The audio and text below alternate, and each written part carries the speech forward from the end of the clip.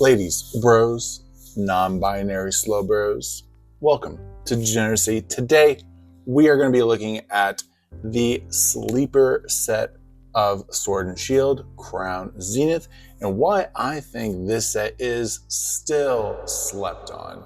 In my opinion, this is one of the best sets of Sword and Shield. It's so much fun to open. There's such amazing artworks in there. A huge amalgamation of like fan favorites like Giratina, Pikachu, and why I think this set is going to catch up to the 151 ETB and graded card prices. So let's start off with a little bit of where we're at in the market. So here we have the Crown Zenith Elite Trainer Box, right? And you used to be able to get this for like 50, 60 all day long last year. And it's only now starting to finally see some appreciation. So if we look back in November, it was hovering like around 60. Then during the holidays, it spiked up to like low 70s. And here in January, people are just like, you know what? This is super slept on, right? And it just pumped from like 70 all the way up to 100. So if you can find an Elite Trainer box of Crown Zenith, I still don't think it's too late to get on this. And here is why. Here I have pulled up the top 10 cards from both 151 and Crown Zenith.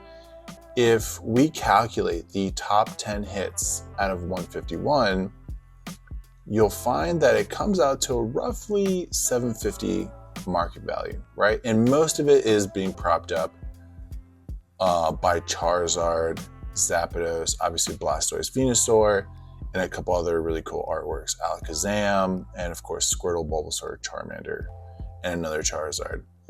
So the top 10, when we put them all together, comes out to about 750, right?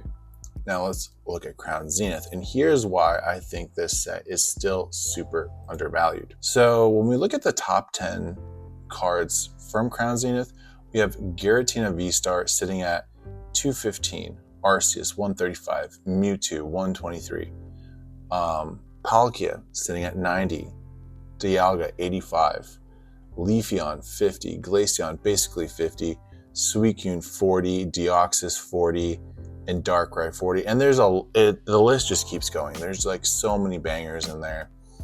And so when you start calculating the top 10, right, of these right here, it comes out to $860. So it's $100 more in market value for these cards. Yet when you look up the price point for the 151 ETB, it's currently sitting at about 180, with most recent sales about 170, 172, 175, a listing sold for 180.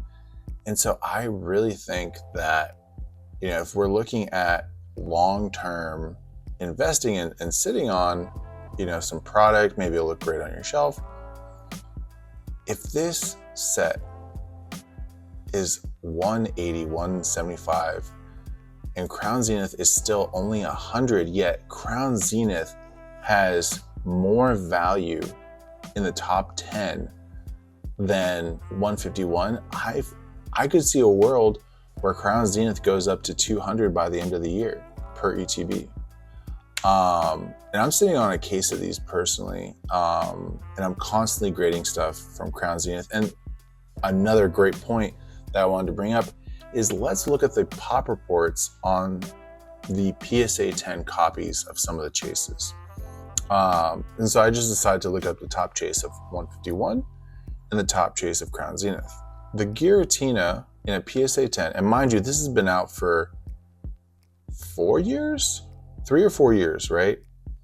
And the population report is sitting at 11,000 in a PSA 10, about, let's just call it 6,000, 5.5K in a PSA 9, right? However, when you go over to the Charizard from 151, also roughly 11,000, almost 12,000, But in a PSA 9, 16,000 copies in a PSA 9, which is astonishing that it's so hard to grade this card. So when you compare apples to apples, not only is this Giratina easier to grade, there's also slightly less copies of it on the market. Yet the Charizard, most days on the market is pushing for $1,000, right?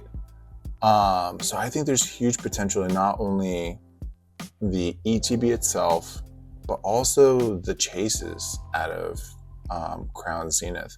Not to mention that the Crown Zenith chases are going for quite a bit more, even beyond the top cards. So Blastoise is 85, but Arceus is 135, Mewtwo is 123, Venusaur is 83.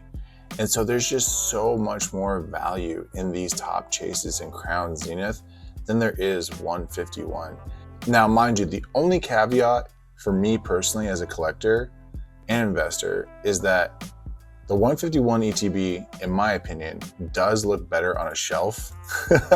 If we're just going off of the vanity metric, I do like that Snorlax a bit more than I like the artwork on Lucaria, but not by much. And that's really the only difference for me.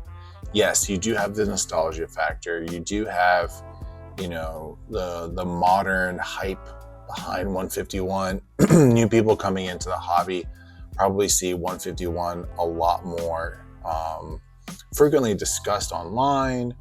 And so there is that issue, but I think a lot of people, because Crown Zenith sat for so long, still don't fully appreciate the value that is in this set. And that's why I think, at 100, 110, this is still very much a slept on set. I think it has a lot of room, a lot of potential to grow for 2025. And these are only going up. I could see a world where we also have 151 ETB sitting at 250, right? And so Crown Zenith, in my opinion, is just playing catch up with 151. But I think there's even more opportunity in the single card realm when it comes to Crown Zenith. I think the Giratina is currently sitting at, let's see here, 215. And so for me, it's already caught up to Charizard in raw price. In raw price, it's already caught up to Charizard.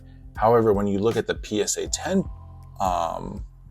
prices for Giratina, 500 for a Giratina. And I think a lot of it does have to do with hype, right? I think a lot more people are buying Charizards just because Charizard is a staple in the hobby. But when you compare apples to apples in raw pricing, Giratina is pretty much the same price as Charizard. There might be a $15 difference, but it's pretty much the same. But Giratina's only 500 and Charizard's 1,000. And so, and Giratina is so much easier to grade. And I would probably even say, maybe even dare I say, easier to pull. So let's look at the pull rates next. So to pull a hit, right, a Galarian Gallery, an ultra rare, or a secret rare, you have a 50% chance hit rate. So it's also so much more fun to open Crown Zenith, just knowing that you're going to have, a 50% chance to get anything specifically out of here, right? Not only that, but a 1 out of 300 chance to pull the Giratina.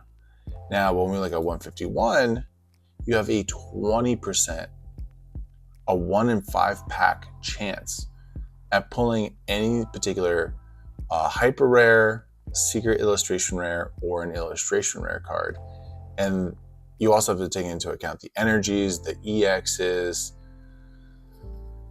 so 1 in 5 packs versus every other pack, I feel like it's just so undervalued in that regard. Even though it does say a specific SIR, you have a 1 in 225 chance, which would be like the Charizard, is what most people are looking for.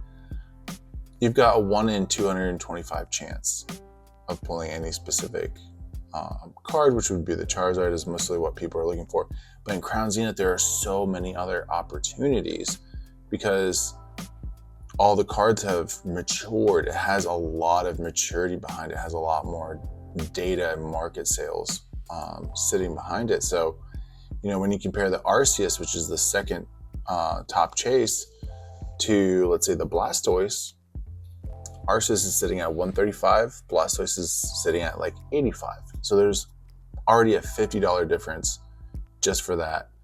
Mewtwo, same thing. That's the third chase.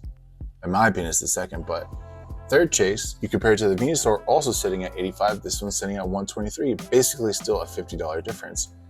The number 4 chase out of 151.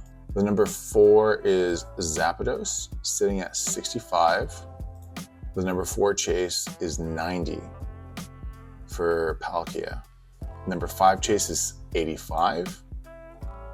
Number 5 chase is 55, Charmander. So when you look at it, it's a no-brainer. Like, I would be opening Crown Zenith like crazy right now if I was trying to get more value into my collection. So for me, that is why Crown Zenith is the most slept on set to this day. Even though it's still currently, on a tear, I would get this before it hits 150. I easily see this hitting 150 by February or March, and then through the summer, as new sets come out like Journey Together, Team Rocket, I think people will kind of slowly start to forget that Crown Zenith is still such an amazing set, and people will just quietly keep grading, keep getting more and more ETBs for their personal collections to sit on. And I think by the end of the year, this box could easily hit 200 no problem. And so if it were me, if I could get this box for under 100 right now, I'd be picking these up all day. But I never see them too, which is crazy. I see 151 every now and again at my local card shops, and I see some people selling them, but I rarely ever see Crown Zenith. And so I honestly think that if you can get a deal on Crown Zenith, I would be scooping those up. But thank you guys so much for hanging out. If you enjoyed this content and want to see more, let me know down in the comments below what you would like us to cover next. Drop us a like, a sub if you enjoyed this content, and I'll catch you guys later.